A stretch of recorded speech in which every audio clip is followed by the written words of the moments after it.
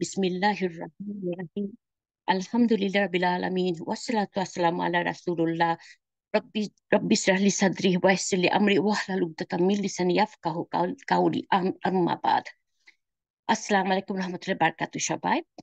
আমরা সবাই এত বিজি যে মানুষ খুব কম জয়েন করছে, বাট এই রেকর্ডিংটা আমি মাশাল্লাহ প্রায় 100 জনের কাছে সেন্ড করি। তো উম, কোনো না কোনো ভাবে মানুষ উপকৃত হবে, সেটাই আমরা চাই ইনশাআল্লাহ। তো আপনারা যারা কোরআন পড়েন তারা নিশ্চয়ই জানেন আল্লাহ কোরআনে বিভিন্ন ভাবে উপমা বর্ণনা করেছেন। যখন কোনো কিছু আপনি উপমা দিয়ে বর্ণনা করবেন বলবেন, তখন ব্যাপারটা একটু ঠিক মতো মাথায় ঢুকে, তাই না? তো আমি ধারাবাহিক ভাবে উপমা আমার ফেসবুকের পেজে এবং নেকামলে পোস্ট করে আসছি, আপনারা সবাই জানেন। এখন আমি কয়েকটা উপমার কথা এখানে আবার মেনশন করব।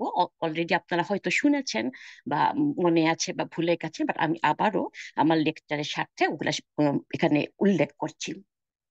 1 নাম্বার, একজন আলেম ছিল, তার ছাত্রকে নিয়ে যাচ্ছিল ধান ক্ষেতের পাশ দিয়ে। দেখলো একটা গরিব কৃষক ধান ক্ষেতের মাঝখানে বসে ধান কাটছে, আর পাশে তার ছিঁড়া বিড়া দুই জুতা রাখা আছে আর গামছা রাখা আছে। ছাত্রটা তার আলেমকে বলল, মোহতারাম, যদি কৃষকের রেখে দেওয়া জুতা নিয়ে কৌতুক করি, লুকায় রাখি, তখন যে কাজ শেষ করে জুতা নিতে আসে না পায়, তখন তার অবস্থা কেমন হবে? তখন আলেম বলল, অবশ্যই আমরা অন্যর দুঃখ নিয়ে নিজেরা কৌতুক করতে পারি না, বরং আমি যা বলি সেভাবে কৌতুক করে তুমি তাকে সুখ দিতে পারো। তুমি হচ্ছে অনেক ধনীর দুলাল, চাইলে তুমি কৌতুকটা এভাবে করতে পারো, তার জুতার ভিতরে কিছু টাকা রেখে দাও। যখন দরিদ্র কৃষক জুতা পায়ে দিতে সে টাকা পাবে, তখন তার অবস্থা কেমন হয় সেটা লুকিয়ে দেখতে পারো। ছাত্রটি প্রস্তাবটি খুব ভালো লাগলো।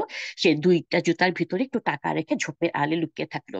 কিছুক্ষণ পর দরিদ্র কৃষক কাজ শেষে এসে জুতা নিতে আসলো, সেখানে রাখা জুতার উপর পা দিতে গিয়ে দেখলো ভিতরে একটা কিছু আছে, এবং হাতে নিয়ে টাকা দেখে অবাক হয়ে গেল। দ্বিতীয় জুতাতেও তাই পরে এদিক ওদিক তাকায়, দেখে কেউ নাই। ভাবলো স্বপ্ন দেখছি না তো। তারপর সে তারপর সে 2 হাত তুলে আল্লাহর কাছে দোয়া করতে লাগলো, হাঁটু গেড়ে বসে আকাশের দিকে তাকায় বলতে লাগলো, হে আমার রব, আমি আপনার কৃতজ্ঞতা জানাই। আপনি জানেন আমার স্ত্রী অসুস্থ, আপনাকে চিকিৎসা করার মেডিসিন কেনার টাকা নাই, সন্তানগুলো না খেয়ে আছে। আমি এই টাকা দিয়ে সেগুলা করতে পারবো, তাদের মুখে হাসি ফুটাতে পারবো। বলে সে সেজদায় লুটিয়ে আল্লাহ কৃতজ্ঞতা আদায় করতে লাগলো। এই দৃশ্যটা দেখে ছাত্রটি খুবই প্রভাবিত হলো এবং চোখে কোনায় পানি চলে আসলো। আলিম তখন জিজ্ঞেস করলো, তুমি জুতা লুকিয়ে রেখে যে কৌতুক করতে চেয়েছিলে, তার থেকে এই দৃশ্য কি তোমাকে বেশি আনন্দ দিয়েছে? ছাত্রটা বলল, হ্যাঁ, আমাকে এটাই বেশি আনন্দ দিয়েছে। আমার এই উপমার মানে হচ্ছে, আমাদের অনেকের ধারণা এবং বলতে শুনে আমাদের ইসলামে ফান করা বুঝি নিষেধ, জায়েজ না। এটা আমি অনেককে বলতে শুনি, হ্যাঁ ইসলামে ফান করতে পারবে না। অবশ্যই না, অবশ্যই ইসলামে ফান করা অবশ্যই জায়েজ, বাট অশ্লীল ভাবে করতে পারবেন না। কারো কোনো ক্ষতি করে করতে পারবেন না। একবার উম্মুল মুমিনিন আয়েশা রাদিয়াল্লাহু তাআলা আনহা, উনি এক সফরে উনি যখন প্রথমে তো খুব শুকনা পট্টা ছিলেন আর কি। উনি একবার দৌড় প্রতিযোগিতা করলেন রাসূল করিম সাল্লাল্লাহু আলাইহি ওয়াসাল্লামের সাথে, উনি জিতে গেলেন আর রাসূল করিম সাল্লাল্লাহু আলাইহি ওয়াসাল্লাম হেরে গেলেন।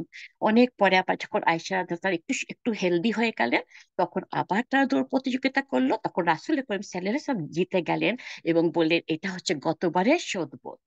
তো কৌতুক করা যায়, ফান করা যায়, বাট অশ্লীল বা এরকম না হয়। আরেকবার একটা খুবই থুত্থুরি বুড়ি এসে রাসূল করিম সাল্লাল্লাহু আলাইহি ওয়াসাল্লামকে বলল, আমি কি জান্নাতে যাব? রাসূল করিম সাল্লাল্লাহু আলাইহি ওয়াসাল্লাম বলেন, না, তুমি জান্নাতে যেতে পারবে না। বুড়ি মহিলাটা কাঁদতে কাঁদতে চলে যাচ্ছিল, রাসূল সাল্লাল্লাহু আলাইহি ওয়াসাল্লাম ডাক দিয়ে বলল, শুনো, তুমি জান্নাতে তো অবশ্যই যাবে, আমি যেটা বলতে চাইছি, জান্নাতে কোনো ওল্ড লেডি, বুড়ো মানুষ যাবে না, জান্নাতে সবার বয়স হচ্ছে 33 ইয়ার্স। সি, ঠিকই ফান করে বললো, বাট কোনো অশ্লীলতা নাই বা কোনো কাউকে ক্ষতি করা নাই, এইভাবে বলা যায় যাচ্ছে। 2 নাম্বার উপমা, এক বাবা তার ছোট্ট একটা ছেলেকে নিয়ে সমুদ্রের কিনারে যাচ্ছিল, তার স্যান্ড ক্যাসেল বানাচ্ছিল। স্যান্ড ক্যাসেল বানাতে গিয়ে একটা বালতি নিয়ে ছেলেটার হাতে দিয়ে বলল, তুমি পানি নিয়ে আসো সমুদ্র থেকে। ছেলেটা তাকায় দেখলো বালতির ভিতর খুবই নোংরা আর অনেকগুলা ফুটা, পানি নিয়ে আস্তে আস্তে সব পানি পড়ে গেল। আবার গেল, আবার আসলো, আবার গেল, আবার আসলো। একসময় সে রেগে গেল, রেগে যে বললো, বাবা, সব পানি তো পড়ে যাচ্ছে। তখন বাপটা বললো, তা যাচ্ছে, বা তুমি বালতির ভিতর তাকিয়ে দেখো, বালতির ভিতর যে নোংরা গুলা ছিল সেগুলা পরিষ্কার হয়ে গেছে, সেগুলি একদমই পরিষ্কার হয়ে গেছে। এটা হচ্ছে তওবা ইস্তেগফার করতে করতে আমাদের অন্তরের অবস্থাটা।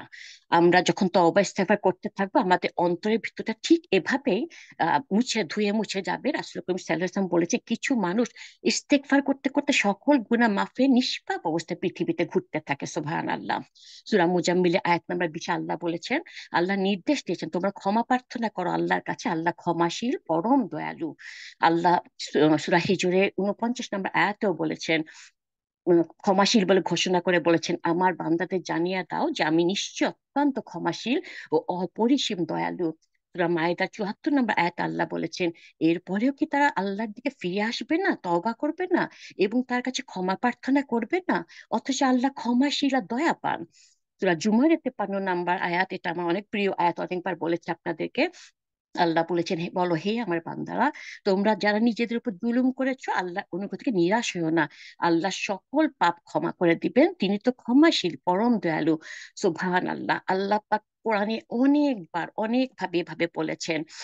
তারপর সূরা ফাতের আয়াত নাম্বার 29, সূরা মায়েদার আয়াত নাম্বার 9 আছে, ইমান আরো বাড়ানো আর নেক কাজ করা, আল্লাহ প্রতিশ্রুতি দিয়েছেন ক্ষমা। যারা ইমান আনে এবং সৎকর্ম করে নেক কাজ করে, আল্লাহ তাদের প্রতিশ্রুতি দিয়েছে ক্ষমা ও মহাপুরস্কারের। সূরা ফাতিরের 7 নম্বর আয়াতে বলেছেন, আর যারা ঈমান আনে এবং সৎকর্ম সম্পাদন করে তাদের জন্য রয়েছে ক্ষমা ও পুরস্কার।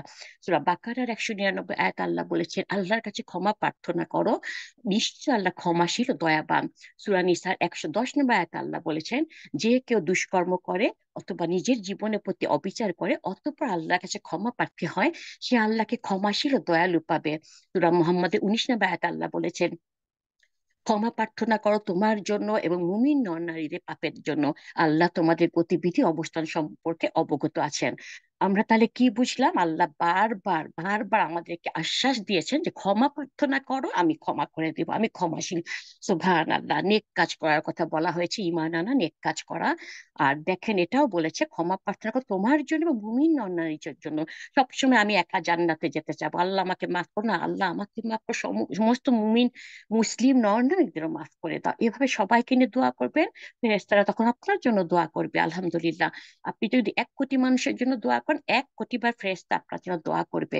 সুতরাং দোয়ার সময় সব সময় সমস্ত মুসলিম নর নারীকে দোয়ার মধ্যে শামিল করবেন ইনশাআল্লাহ। একটা হাদিসে রাসূল করিম সাল্লাল্লাহু আলাইহি ওয়াসাল্লাম বলেছেন, তিরমিজি হাদিস নাম্বার 3540, আল্লাহ বলেন, হে আদম সন্তান, যতদিন তুমি আমাকে ডাকবে এবং আমার কাছে ক্ষমার আশা রাখবে আমি তোমাকে ক্ষমা করব, তোমার অবস্থা যাই হোক না কেন, আমি কারো পরোয়া করি না। হে আদম সন্তান, তোমার গুনাহ যদি আকাশ পর্যন্ত পৌঁছায় অতঃপর তুমি আমার কাছে ক্ষমা চাও, আমি তোমাকে ক্ষমা করে দিব। আমি ক্ষমা ক্ষমা করার ব্যাপারে কারো পরোয়া করি না। হে আদম সন্তান, তুমি যদি পৃথিবী পরিমাণ গুনাহ নিয়ে আমার দরবারে উপস্থিত হও এবং আমার সঙ্গে কাউকে শরিক না করো, আমার সামনে আসো, আমি পৃথিবীর পরিমাণ ক্ষমা নিয়ে তোমার কাছে উপস্থিত হব। সুবহানাল্লাহ। সূরার 25 নম্বর আয়াতে আল্লাহ বলেছেন, তিনি তার বান্দাদের তওবা কবুল করেন ও পাপ মোচন করেন। হ্যাঁ, সুতরাং তওবা করা, ক্ষমা করা, এগুলো আমরা করতে করতে আমাদের অন্তরের বালতির মতনই পরিষ্কার হয়ে যাবে ইনশাআল্লাহ। সূরা আনফালের 29 নম্বর আয়াতে আল্লাহ বলেছেন, হে ইমানদারগণ, যদি তোমরা আল্লাহ ভীরু হও তাহলে তিনি তোমাদের সত্য মিথ্যা পার্থক্য করার পথ বের করে দিবেন এবং এর ফলে তোমাদের পাপ মোচন করবেন এবং তোমাদের ক্ষমা করে দিবেন। বস্তুত আল্লাহ হলো মহা অনুগ্রহশীল। সূরা মুলকের 52 নম্বর আয়াতে বলেছেন, যারা দৃষ্টি অগোচরে তাদের প্রতিপালককে ভয় করে তাদের জন্য আছে ক্ষমা আর পুরস্কার। আল্লাহ আমাদের আল্লাহর কাছে আন্তরিকভাবে ক্ষমা প্রার্থনা করা, তওবা করা তৌফিক দান করুক, আমিন সুম্মা আমিন। বেশি বেশি করে তওবা করলে আর ইস্তেগফার, ইস্তেগফার মানে ক্ষমা প্রার্থনা করা, করলে কিন্তু রিজিক পারে। আল্লাহ তাআলা তার সমস্ত নবী রাসূলদের ঘটনা তুলে ধরে কোরআনে নূহ আলাইহিস সালামের ঘটনা তুলে ধরে বলেছেন, আর বলেছি মানে নূহ আলাইহিস সালাম বলতেছে, আর বলেছে তোমাদের রবের কাছে ক্ষমা চাও, নিশ্চয়ই তিনি পরম ক্ষমাশীল। তার কাছে ক্ষমা চাইলে তিনি তোমাদের উপর মুষলধারে বৃষ্টি বর্ষণ করবেন, আর তোমাদেরকে ধন সম্পদ ও সন্তান সন্ততিতে সাহায্য করবেন, আর তোমাদের জন্য বাগ বাগিচা দিবেন আর দিবেন নদী নালা। সূরা নূহের আয়াত নাম্বার 10, 11, 12। আব্দুল্লাহ ইবনে আব্বাস রাদিয়াল্লাহু তাআলা বর্ণিত, রাসূল করিম সাল্লাল্লাহু আলাইহি ওয়াসাল্লাম বলেছেন, যে ব্যক্তি নিয়মিত ইস্তেগফার করবে আল্লাহ তার সমস্ত সংকট থেকে উত্তরণের পথ বের করে দিবেন, সকল দুশ্চিন্তা দূর করে দিবেন, অকল্পনীয় উৎস থেকে তার রিজিকের ব্যবস্থা করে দিবেন। আবু দাউদের 1520। রাসূল করিম সাল্লাল্লাহু আলাইহি ওয়াসাল্লাম বলেছেন, আমি প্রতিদিন 70 বার, আর অন্য হাদিসে আছে প্রতিদিন 100 বারের বেশি আল্লাহর কাছে ক্ষমা প্রার্থনা করি। সুবহানাল্লাহ। আমরা সবাই জানি আল্লাহ ওনাকে দুনিয়াতে পাঠিয়েছেনই ওনার সকল গুনাহ মাফ করে উনাকে নিষ্পাপ অবস্থায় পাঠিয়েছেন। উনি যদি প্রতিদিন 70 বা 100 বার আল্লাহর কাছে ক্ষমা প্রার্থনা করে, তাহলে আমাদের আরো কতবার করা উচিত, কতবার করা উচিত ভেবে দেখেন। ইস্তেগফারের অনেক উপকারিতা আছে। এটা নবীদের সুন্নাত, আল্লাহর কাছে প্রিয় একটা আমল, আল্লাহর নৈকট্য হাসিল হয়, গুনাহ মাফ হয়, এটা ব্যবসায় লাভ হয়, মর্যাদা আল্লাহ বৃদ্ধি করে, আল্লাহর রহমত নাজিল হয়, আল্লাহ পাকের করুণা ও দয়া নাজিল হয়। ইস্তেগফারটা সন্তান সন্ততি যাদের হয় না তা হয়, বা সন্তানদের মধ্যে বরকত আসে। ইস্তেগফার খরা অনাবৃষ্টি থেকে মুক্তি পাওয়া যায়, বাগানে ভালো ফসল হয়, কলবের ময়লা মানে অন্তরের ময়লা পরিষ্কার হয়। আবু হুরায়রা রাদিয়াল্লাহু তাআলা থেকে বর্ণিত, তিনি বলেন রাসূল করিম সাল্লাল্লাহু আলাইহি ওয়াসাল্লাম বলেছেন, মুমিন ব্যক্তি যখন কোনো গুনাহ করে তার অন্তরটি কালো দাগ পড়ে, তারপর সে যদি ফিরে আসে গোনা থেকে, গোনার ইচ্ছাকে মন থেকে বের করে দেয় বা ইস্তেগফার করে, তাহলে তার অন্তর পরিচ্ছন্ন করে দেওয়া হয়। যদি আবার গুনাহ করে, আবার এটি বাড়তে থাকে, অবশেষে গুনাহগুলোর কারণে তার অন্তর কালিমায় আচ্ছাদিত হয়ে যায়। সূরা মুতাফিনের 14 নম্বর আয়াত আল্লাহ বলছে, কখনো না, বরং তারা যা করে তাই তাদের হৃদয়ে মরিচা ধরিয়ে দিয়েছে। মানে পাপ করছে করছে করছে, পাত্তা দিচ্ছে না, এখানে আল্লাহ তাই বলেছে। ইস্তেগফার দ্বারা সকল সংকীর্ণতা থেকে মুক্তি পাওয়া যায়, দুশ্চিন্তা থেকে মুক্তি পাওয়া যায়, আল্লাহ অকল্পনীয় স্থান থেকে রিজিকের ব্যবস্থা করে দেন। আব্দুল্লাহ ইবনে আব্বাস রাদিয়াল্লাহু তাআলা থেকে বর্ণিত, তিনি বলেন রাসূল করিম সাল্লাল্লাহু আলাইহি ওয়াসাল্লাম বলেছেন, যে ব্যক্তি ইস্তেগফার করাকে সর্বদা গ্রহণ করে, আল্লাহ তাকে তার সমস্ত বিপদ থেকে উদ্ধারের পথ বের করে দেন, সব দুশ্চিন্তার মুক্তির পথ বের করে দেন, এবং এমন স্থান থেকে রিজিকের ব্যবস্থা করে দেন যা সে চিন্তাও করেনি। ইস্তেগফার আমরা বেশি বেশি করে পড়ার চেষ্টা করবো ইনশাআল্লাহ। জায়েদ রাদিয়াল্লাহু তাআলা আনহু, যিনি রাসূল করিম সাল্লাল্লাহু আলাইহি ওয়াসাল্লাম আজাদকৃত গোলাম ছিলেন, উনার থেকে বর্ণিত, তিনি তার বাবা ও দাদা সূত্রে বলেছেন, রাসূল করিম সাল্লাল্লাহু আলাইহি ওয়াসাল্লাম ইরশাদ করেছেন, যে ব্যক্তি আস্তাগফিরুল্লাহ আল-আযীম আল্লাযী লা ইলাহা ইল্লা হুয়াল হাইয়ুল কাইয়্যুম রাত্রি অতবিল্লাহ এটা পড়ে, তার সকল গুনাহ মাফ করে দেওয়া হয়, এমনকি ধর্মযুদ্ধ থেকে পলায়নের গুনাহ মাফ করে দেওয়া হয়। ইস্তেগফার অনেক রকমের আছে। আপনারা দোয়া ইউনুস সবাই পারেন, আপনারা শবে কদরের রাতে সে ওই দোয়াটা সবাই পারেন। তারপর আপনার সাইয়েদুল ইস্তেগফার, এটাও নিশ্চয়ই পারেন, এগুলো আমি অনেকবার পোস্ট করেছি। তো যেগুলা পারেন, যেগুলা পারেন সেভাবে করবে। যদি একটাও না পারেন, আপনি আপনার যে ভাষা, বাংলা ইংলিশ যে কোনো ভাষায় আল্লাহর কাছে ক্ষমা প্রার্থনা করুন, আল্লাহ সব বুঝে ইনশাআল্লাহ। আহ রাসূল করিম সাল্লাল্লাহু আলাইহি ওয়াসাল্লাম আরো বলেছেন, আমি কি তোমাদের জানাবো না তোমাদের রোগ কি এবং তার ওষুধ কি? তোমাদের রোগ হলো গুনাহ, আর ওষুধ হলো ইস্তেগফার বা ক্ষমা প্রার্থনা। শয়তানের বিরুদ্ধে ইস্তেগফার হচ্ছে আল্লাহর পক্ষ থেকে একটা চ্যালেঞ্জ। আমরা জানি ইবলিস বলেছিল, তোমার প্রতাপের আমার প্রতাপের শপথ, আপনার বান্দাদের দেহে যতক্ষণ প্রাণ আছে ততক্ষণ আমি তাদের বিপদগামী করতেই থাকবো। জবাবে আল্লাহ বলেছিলেন, আমার প্রতাপ ও মহিমার শপথ, তারা যতক্ষণ ক্ষমা চাইতে থাকবে আমি ততক্ষণ তাদের ক্ষমা করতে থাকবো। সুবহান আল্লাহ। ইস্তেগফার নিয়মিত করলে আল্লাহর ভয় মনে জাগ্রত হয়, নেক কাজের প্রতি আগ্রহ হয়, গুনার প্রতি ঘৃণা সৃষ্টি হয়, মন প্রফুল্ল থাকে, ইবাদতে একাগ্রতা তৈরি হয়, আল্লাহ পাক বিপদ আপদ থেকে হেফাজত করেন এবং সমস্ত দোয়াও কবুল করেন। পড়ার সময় মনে মনে নিজের গুনার জন্য একটু লজ্জিত হবেন। আপনি জানেন কোন গুনার কারণে, একটু ওগুলা মনে করে করার চেষ্টা করবেন। বাট আপনি যেভাবে পারেন, যখন পারেন, শুয়ে বসে ইস্তেগফার যখন ইচ্ছা করতে পারেন। আপনারা জানেন যে রাসূল করিম সাল্লাল্লাহু আলাইহি ওয়াসাল্লাম বলেছেন, আমাদের রব আল্লাহ প্রতি রাতে শেষ তৃতীয়াংশে অবশিষ্ট থাকতে দুনিয়ার আকাশে নেমে বলেন, আমি রাজা, আমি বাদশা, কে এমন আসে যে আমাকে ডাকবে, আমি তার ডাকে সাড়া দিব? কে আছে যে আমার কাছে দোয়া করবে, আমি তার দোয়া কবুল করব? কে আমার কাছে কিছু চাইবে, আমি দিব? কে আমার কাছে ক্ষমা চাইবে, আমি তাকে ক্ষমা করে দিব? সহিহ বুখারী 6976, মুসলিম 1645। সুতরাং যদি আমরা বড় কোনো পাপ করেই থাকি, ওই সময়টা আমরা কাজে লাগাবো, হুইচ ইজ ফজরের নামাজের আগের 1 ঘন্টা। আপনি যদি 10-15 মিনিট আগে উঠে আল্লাহকে ক্ষমা প্রার্থনা করতে পারবেন ইনশাআল্লাহ। এই সুযোগটা আমরা কাজে লাগাতে পারি, এই সুযোগটা আমরা অবশ্যই কাজে লাগাতে পারি। সূরা আলে ইমরানের 133 নম্বর আয়াতে আল্লাহ বলেছেন, তোমার রব তোমাকে আদেশ করছেন, তোমরা তোমার পালনকর্তার ক্ষমা এবং জান্নাতের দিকে ছুটে যাও, যার সীমানা হচ্ছে আসমান ও জমি, যা তৈরি করা হয়েছে পরহেজগারদের জন্য। সূরা হাদীদে 21 নম্বর আয়াতে আল্লাহ বলেছেন, তোমরা অগ্রে ধাবিত হও তোমাদের পালনকর্তার ক্ষমা ও সেই জান্নাতের দিকে, যা আকাশ ও পৃথিবীর মতো প্রশস্ত। এটি প্রস্তুত করা হয়েছে আল্লাহ তার রাসূলগণের প্রতি বিশ্বাস স্থাপনকারীদের জন্য। এটা আল্লাহর কৃপা, তিনি যাকে ইচ্ছা দান করে, আল্লাহ মহান কৃপার অধিকারী। সূরা বাকারা 268 নম্বর আয়াতে আল্লাহ বলেছেন, পক্ষান্তরে আল্লাহ তোমাদেরকে নিজের পক্ষ থেকে ক্ষমা ও বেশি অনুগ্রহ ওয়াদা করেন।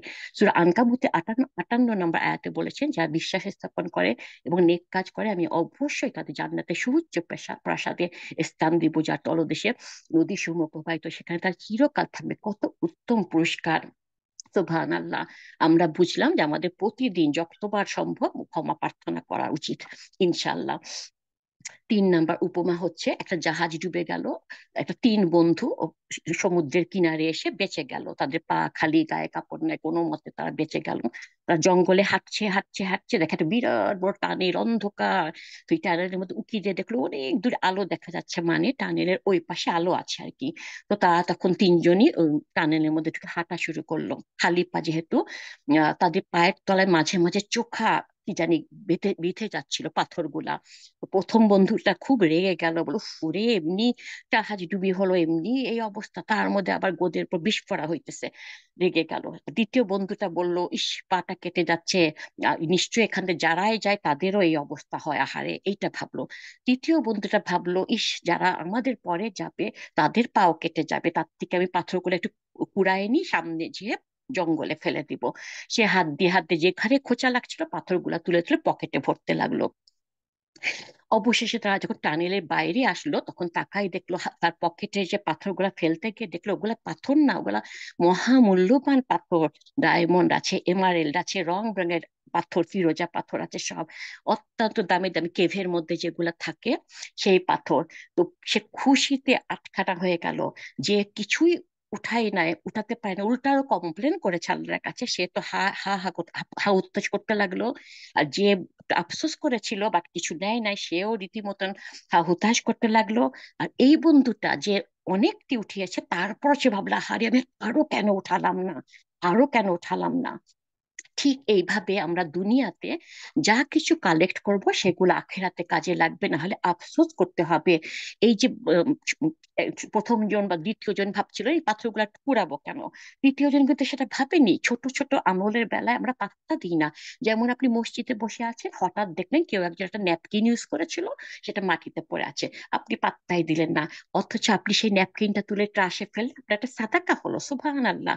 কোনো কাজকে ছোট মনে করবেন না। মিজানের দাঁড়িপাল্লা একটা একটা করে নেকি কালেক্ট করবেন, সবই আপনার জন্য হবে। আহ একমাত্র আল্লাহর সাথে শিরক করলে আল্লাহ সব সব নেক আমল বরবাদ হয়ে যায়, তাছাড়া আর হবে না ইনশাআল্লাহ। আহ নেক আমলের সময় আল্লাহ পাক এটাও বলেছে, অলসো বলেছে, তোমার প্রতি ও পূর্ববর্তীদের উপর নিশ্চয় ওহী হয়েছে, তুমি আল্লাহর সাথে শরিক করলে তোমার সমস্ত কর্ম নিষ্ফল হবে, তুমি ক্ষতিগ্রস্ত হবে। সূরা জুমারের আয়াত নম্বর 65। শুধু তাই না, দিনই কাজ কেউ করছে তাকে আপনি বাধা দিচ্ছেন, সেক্ষেত্রে আপনার আমল নষ্ট হয়ে যাবে। নেক কাজে একমাত্র উদ্দেশ্য হবে আল্লাহর সন্তুষ্টি, কিন্তু যখন কেউ আল্লাহর পরিবর্তে মানুষের প্রশংসা আর পুরস্কার কামনা করে, তখন তার নেক আমলগুলো বরবাদ হয়ে যায়। আল্লাহর প্রতি অমূলক ধারণা, বাজে ধারণা করা আমল নষ্ট হয়ে যায়। আল্লাহ ও রাসূলদের সম্মান রক্ষা করা মুমিনের কর্তব্য, কেউ তা নষ্ট করলে তার আমল নষ্ট হয়ে যায়। সূরা কাহাফের 107 নম্বর আয়াতে আল্লাহ বলেছেন, নিশ্চয়ই যারা ঈমান এনেছে এবং নেক আমল করেছে তাদের জন্য অভ্যর্থনার জন্য অপেক্ষায় রয়েছে জান্নাতুল ফেরদৌস। নেক আমল যত ছোটই হোক না কেন, এর প্রতিদান আল্লাহ অবশ্যই দিবে। আপনার সূরা জিলজাল সবাই পারেন, 7 নম্বর 8 নম্বর আয়াতে আল্লাহ কি বলেছেন, কেউ অনুপরিমাণ সৎকর্ম করলে তা দেখবে, কেউ অনুপরিমাণ অসৎ কর্ম করলে তাও দেখতে পাবে।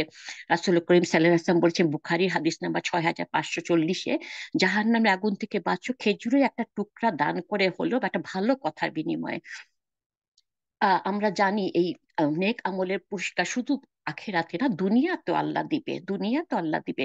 নেক আমলের কারণে উপার্জনে বরকত হয়, কষ্ট অশান্তি দূর হয়, মনের ইচ্ছা পূরণ হয়, জীবনে শান্তি আসে, আল্লাহর পক্ষ থেকে রহমত লাভ হয়, বৃষ্টি হয় ঠিক মতন, বিপদ আপদ থেকে মুক্ত থাকা যায়, আল্লাহ তাআলা সব কাজে সাহায্য করবেন। নেক কাজের প্রতি আগ্রহ ধরে রাখতে আল্লাহ তাআলার পক্ষ থেকে ফেরেশতাদের মাধ্যমে আল্লাহ সাহায্য করবেন। আল্লাহ তাআলা তার সম্মান ও মর্যাদা বাড়িয়ে দিবেন। মানুষের অন্তরে নেক আমলকারীর প্রতি ভালোবাসা বাড়িয়ে দেওয়া হবে। জীবন এবং সম্পদে কোনো বিপর্যয় এলে এই বিনিময়ে আল্লাহ তাআলা ভালো কিছু দান করেন, ধন সম্পদ ও নিয়ামত বৃদ্ধি পায়, সন্তানেরা নেক আমলে বরকত লাভ করে এবং তাদের উপর প্রভাব পড়ে। মৃত্যুর সময় ফেরেশতারা সুসংবাদ শোনান, অভাবের সময় সাহায্য পাওয়া যায়, অন্তর বিশৃঙ্খলা চিন্তা ভাবনা থেকে মুক্ত থাকে, আল্লাহর গজব ও আযাব থেকে মুক্তি থাকা যায়, আয়ু বৃদ্ধি হয় এবং আরো অনেক কিছু বরকত পাওয়া যায়।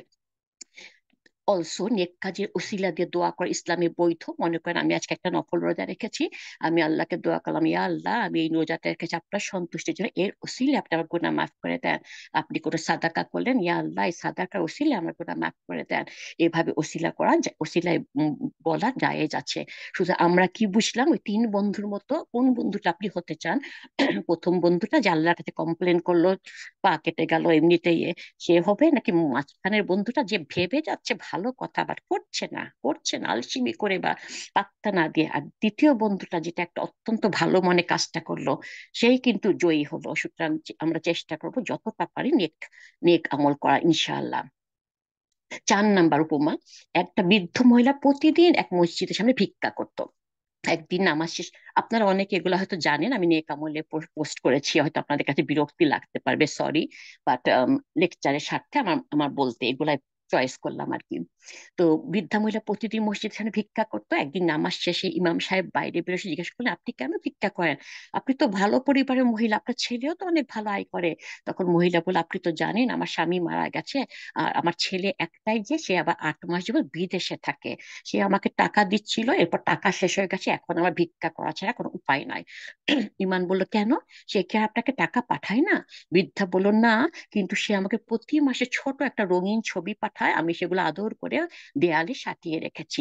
ইমাম সাহেবের কাছে ব্যাপারটা অদ্ভুত লাগলো, কি এমন ছবি? কেন টাকা পাঠানো বাদ দিয়ে ছবি পাঠাচ্ছে? কারণ ছেলেটা খুবই ভালো, ছোটবেলা থেকে ইমাম সাহেব চিনে। তো ইমাম সাহেব সিদ্ধান্ত নিলেন বৃদ্ধার বাসায় যাবেন। একদিন বৃদ্ধার বাসায় যে দেয়ালের দিকে তাকিয়ে অবাক, তিনি দেখলেন যে রঙিন ছবিগুলা দেয়ালে সাঁটিয়ে রেখেছে মহিলা, সেগুলো আসলে ডলার, $50, $100, $500, সব ডলার। কিন্তু অশিক্ষিত মহিলা সেগুলা কি জানে না, জানলেও সেগুলা কিভাবে কাজে লাগাতে হয় সেটা জানে না। মহিলা ভিক্ষা করতো, অথচ তার জানা ছিল না যে তার ঘরেই কিন্তু সম্পদ আছে, তার ভিক্ষা করার কোনো দরকার নাই, ছেলেটা ঠিকই পাঠাচ্ছে। এটা অনেকটা আমাদের জীবনের মতো। আমাদের সকলের বাসায় কোরআন আছে, আমাদের এই কোরআন আমরা অনেকেই পড়ি না, শুধু গিলাফে জড়িয়ে আমরা যত্ন করে সেলফে, উঁচা সেলফে রেখে দিই। আবার অনেকে আছে কোরআন পড়লেও কোনোদিন জানতে চায় না কোরআন গুলাতে কি বলা হয়েছে, আরবিটা বাংলায় কি বলা হয়েছে, কেন দেওয়া হয়েছে কোরআন। আমরা দুনিয়ায় হা হুতাশ করে ছুটে বেড়াই, কত জায়গায় কত মানুষের কাছে যায় সুখ শান্তি সফলতার খোঁজে, সুখ শান্তির জন্য কত জায়গায় ধর্ণা দিই, কিন্তু কোরআনের মতো মূল্যবান কিতাবে সমস্ত সমাধান আছে, আমরা সেটা জেনেও জানি না। দুনিয়া আখিরাতে সফলতা সঠিক পথের দিশা আমাদের ঘরে থাকতে কেন জানি আমাদের কাছে সেটা মনোযোগ দিয়ে করতে পারি না। পৃথিবীতে কোরআন যাতে সঙ্গী হবে, যারা কোরআন তেলাওয়াত করবে, কোরআনের বিধান অনুযায়ী জীবন যাপন করবে, কেয়ামতের কঠিন দিনে কোরআন তাদের পক্ষ থেকে সাক্ষ্য দিবে, সুপারিশ করবে, তাদের উপরে ছায়া হবে। রাসূল করিম সাল্লাল্লাহু আলাইহি ওয়াসাল্লাম বলেছেন, তোমরা কোরআন পাঠ করো, কোরআন পাঠ কিয়ামতের দিন তিলাওয়াতকারীর জন্য সুপারিশকারী হয়ে আসবে। তোমরা দুই উজ্জ্বল সূরা, সূরা বাকারা ও আলে ইমরান পড়বে। কিয়ামতের দিন এই দুটি সূরা মেঘমালার মতো মাথার উপরে, অথবা শামিয়ানার মতো, অথবা একঝাঁক পাখির মতো ছায়া দিবে, এবং তারা পাঠক যে পড়তো আর কি, তার জন্য আল্লাহর কাছে সুপারিশ করবে। বিশেষ করে তোমরা সূরা বাকারা পড়বে, সূরা বাকারা পড়া আর বরকত, আর না পড়া হচ্ছে আক্ষেপ। এই সূরা অলস ও নির্বুদ্ধিতা ছাড়া কেউ পড়তে পারে না। সহিহ মুসলিম হাদিস নাম্বার 804। সুতরাং আমরা জানি সূরা বাকারা সব থেকে বড় সূরা, আমরা এটা অনেকে অ্যাভয়েড করি, তাই না? সূরা ইমরানও বড় সূরা, বাট আপনারা তো বুঝতে পারলেন এটার কতখানি বেনিফিট। এই বেনিফিটটার কথা মাথায় রেখে আমরা পড়ার চেষ্টা করবো ইনশাআল্লাহ। আর একটা হাদিসে আছে, কোরআন যেমন তার অনুসারীদেরকে জান্নাতের দিকে নিয়ে যাবে, এবং কোরআন বিমুখদের জাহান্নামের দিকে নিয়ে যাবে। জাবের রাদিয়াল্লাহু তাআলা থেকে বর্ণিত, রাসূল করিম সাল্লাল্লাহু আলাইহি ওয়াসাল্লাম বলেছেন, কোরআন কিয়ামতের দিন সুপারিশ করবে, এবং তার সুপারিশ গ্রহণযোগ্য হবে, আল্লাহ সেটা কবুল করবেন। কোরআন কোরআন এবং যে ব্যক্তি কোরআনকে অগ্রাহ্য করেছে, আম, তাকে তাকে সে জাহান্নামের দিকে টেনে নিয়ে যাবে। আর যে ব্যক্তি তাকে পড়েছে, সব সময় পড়েছে, মানে অনুযায়ী জীবন চলার চেষ্টা করেছে, তাকে সে জান্নাতের দিকে নিয়ে যাবে। তো মুসলিমরা কিভাবে কোরআন পরিত্যাগ করে? অনেক ভাবে করে। যেমন কোরআন কখনোই পড়ে না, বাসার বুক সেলফ অন্যান্য বইয়ের মতো রাখা আছে, অথবা কোরআন পড়া শিখেছে বা দুনিয়ার ব্যস্ততার কারণে কোরআন পড়ার সময় পায় না, এক সময় কোরআন পড়া ভুলে যায়, অথবা বছরে একবার রমজান মাসে একটুখানি নামায় পড়ে, অথবা নিয়মিত পাঠ করে কিন্তু অর্থ বুঝেও পাঠ করে না, আল্লাহ কি বলছেন বুঝতে পারে না, কোরআন অনুযায়ী আল্লাহর বিধান সঠিকভাবে জানা হয় না, সেই অনুযায়ী আমল করা হয় না, অথবা কোরআন নিয়মিত অর্থ বুঝেই পাঠ করছে, কিন্তু আল্লাহর বিধানে গুরুত্ব দেয় না। শুধু যেটুকু ভালো লাগে সেইটুকু ইচ্ছা সেইটুকু করে, অন্যগুলা করে না। যেমন ধরুন খ্রিস্টান ইহুদিরা এটা করছে, যেমন ধরুন হেজাবের কথাটা আমরা নিজে যখন কোরআন পড়ি দেখছি আল্লাহ সরাসরি আদেশ দিয়েছেন আমাদের মহিলাদের জন্য ফরজ করেছেন। বাট যেহেতু আমার হেজাব করতে ভালো লাগে না, আমি ওই বিধানটা জেনেও গুরুত্ব দিলাম না, পাত্তা দিলাম না। এটা হচ্ছে কোরআন পরিত্যাগ করা। কোরআনের সত্যতা স্বীকার না করা, এটাও হচ্ছে কোরআন পরিত্যাগ করা। কোরআন সম্পর্কে সমর্থন যে চিন্তা ভাবনা গবেষণা না করাও কোরআন পরিত্যাগ করা। আল্লাহ বলছে তোমরা কি কোরআন নিয়ে গবেষণা করো না? কোরআন থেকে মুখ ফিরিয়ে এনে কবিতা, গান, খেলা, তামাশার প্রতি আকৃষ্ট হওয়া কোরআন পরিত্যাগ করা। কোনো কাজ না করে শুয়ে বসে সময় কাটানো, অহেতুক কাজে সময় ব্যয় না করে কোরআন শুদ্ধভাবে পড়তে শিখা, এর মর্ম উপলব্ধি করা জরুরি মনে না করাও কোরআন পরিত্যাগ করা। আনাস রাদিয়াল্লাহু থেকে বর্ণিত, রাসূল করিম সাল্লাল্লাহু আলাইহি ওয়াসাল্লাম বলেছেন, যে ব্যক্তি কোরআন শিক্ষা করে কিন্তু এরপর তাকে বেঁধে গৃহে ঝুলিয়ে রাখে, মানে তাকে উঠিয়ে রাখে, রীতিমতো নিয়মিত তেলাওয়াত করে না এবং তার বিধানাবলীও পালন করে না, কেয়ামতের দিন সে গলায় কুরআন ঝুলন্ত অবস্থায় উত্থিত হবে। কুরআন আল্লাহর দরবারে অভিযোগ করে বলবে, আপনার এই বান্দা আমাকে ত্যাগ করেছিল, এখন আপনি আমার আর তার মধ্যে ফয়সালা করে দিন। সুবহান আল্লাহ। সেই দিনটা এমনিতে কত কঠিন হবে। যাদের কষ্ট দিয়েছে, আঘাত করেছে, গীবত করেছে, তারা সব লাইন ধরে সব আমল কেটে নেওয়ার জন্য দাঁড়াবে। তখন আবার কোরআনও যদি আমাদের এটা করে, আমাদের জন্য কি খারাপ অবস্থা হতে পারে চিন্তা করে দেখেন।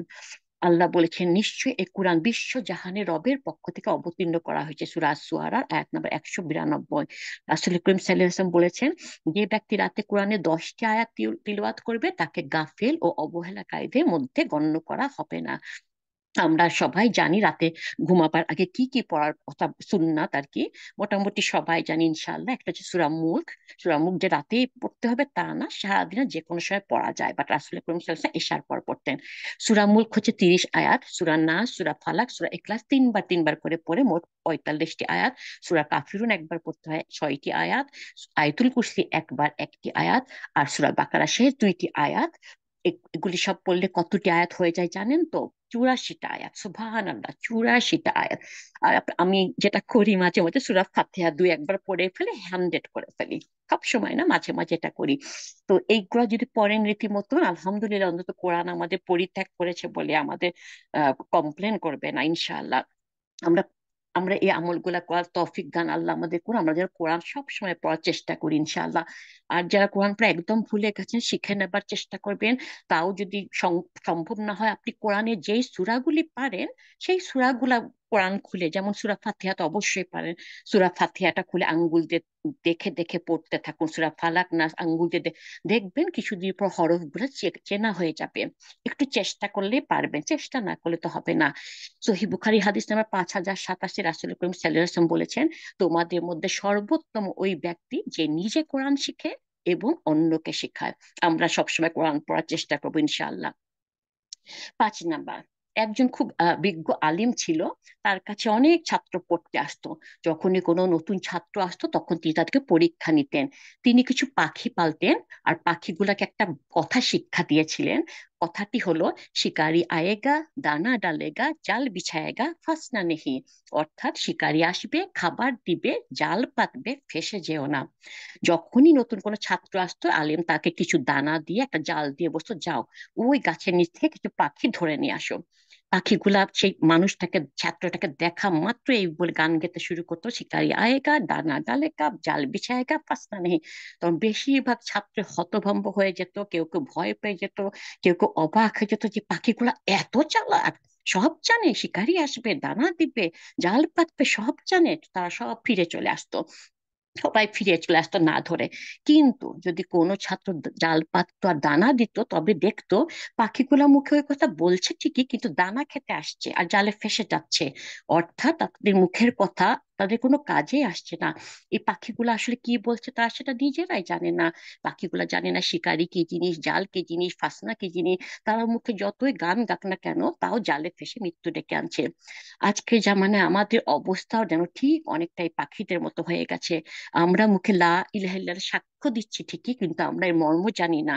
আমরা প্রতি সালাতে সূরা ফাতিহা পড়ি, কিন্তু আমরা বুঝি না আল্লাহ সূরা ফাতিহাতে কি বলতে চাচ্ছেন। একই সাথে আমরা ঘুষ, সুদ, পরনিন্দা, অহংকার, জিনা, গীবত, অশ্লীলতা, পর্দাহীনতা, অসংখ্য হারাম কাজ করছি। আর ওই তোতা ওই পাখিগুলার মতন কলমা পড়ছি, ভাবছি আমরা নিজেরা মুসলমান হিসেবে নিজেদের দাবি করছি। আমাদেরকে আল্লাহ যথাযথভাবে তৌফিক দান করুক কলমার মানে বুঝার, কলমা অনুযায়ী জীবন করার। আমিন সুম্মা আমিন। 6 নম্বর উপমা হচ্ছে, একটা ভদ্রলোকের অনেক দিনের শখ, সে পাহাড়ের চূড়ায় উঠবে। প্রস্তুতি নিয়ে ফাইনালি সে পাহাড়ে ওঠা শুরু করলো, এক পা এক পা করে সে পাহাড়ে অনেক চূড়ার উপর উঠলো। খুবই খুশি হলো, তো উপরে বসে চারিদিকে সিনসিনারি খুব দেখছিল।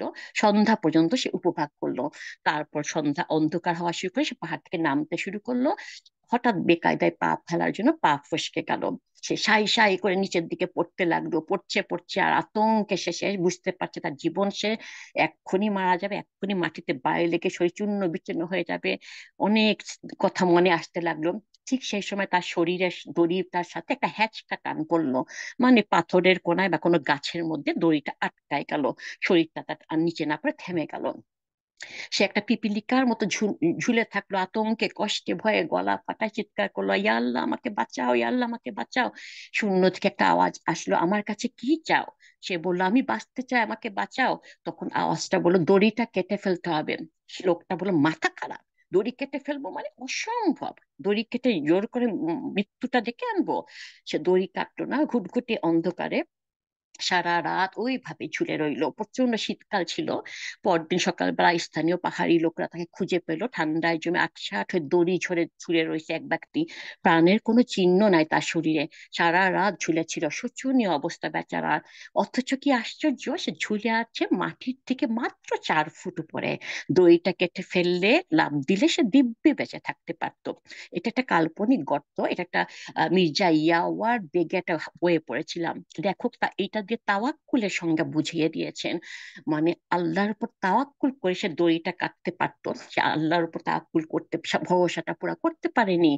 এই দুর্গম একাকী পাহাড় থেকে ঝুলন্ত অবস্থায় দড়িটা কেটে ফেলার জন্য ইফ বা বাট নেই। ইফ এটা যদি হয়, যদি এটা হয়, কিন্তু ওটা হয়, এগুলা ভাবার দরকার নেই। আমরা যদি বলি আল্লাহর উপর ভরসা করেছি, আসলে কিন্তু সত্যিকার অর্থে ভরসা করতে পারিনি। ভরসা করেছি, তাও অভিযোগ আছে, অভিমান আছে, সন্দেহ আছে, জিদ আছে। নিজেদের জিদ গুলোর উপর গোঁ ধরে থাকি।